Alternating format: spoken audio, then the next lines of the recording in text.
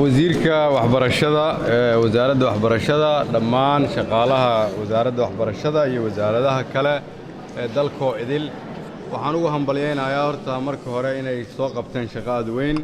in maanta loo fadhiyo imtixaankii dugsiyada sare oo ay galayaan in ka badan 320,000 sida uu wasiirku sheegay iyo sidoo kale gobolada Puntland inay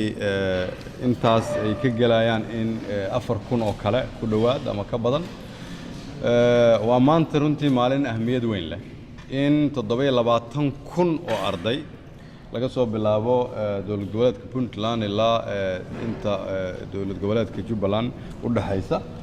in 27,000 oo arday Soomaaliyeed ay galayaan imtixaanka dugsiga sare waa tilmaan muujinaysa in dalkeenu uu leeyahay rajo wanaagsan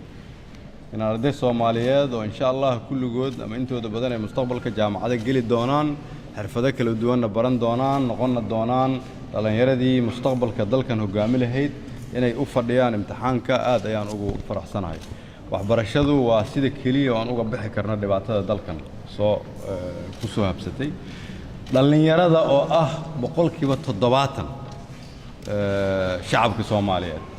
macnaheedu waxay tahay haddii 70% shacabka Soomaaliyeed ay dhalinyaro tahay wadankani fursad badan ayuu leeyahay dadka Soomaaliyeed iyo madaxda marka waxaa muhiim ah inaan xooggeena ugu badan iyo maskaxdeena iyo muruqeena aan gelino sidii dhalinyaradaas aan siin lahayn fursado ay wax ku bartaan uguna abuuri lahayn shaqooyin kala duwan oo ay dalkooda ku horumariyaan iyagana maanta waxaan Ilaahay uga baryaynaa in Ilaahay imtixaanka u fududeeyo mustaqbalkooda Ilaahay u iftiimiyo ay noqdaan kuwii dalkooda dhibaatada ka saara iyagana waxaan u sheegayaa in ay ogaadaan in mas'uuliyad weyn ay ka saaran tahay dalkooda siday dhibaatada uga saari lahaayeen waa inay ogaadaan dhalinyaro iyaga la da'ah inay dalkan soo xoreeyeen keeneenna meel aad u wanaagsan maantana iyaga fursad haysta wasiirka waxbarashada iyo wasaaradda waxaan ku bogaadinayaa in la kordhiyo ama la hagaajiyo tayada waxbarashada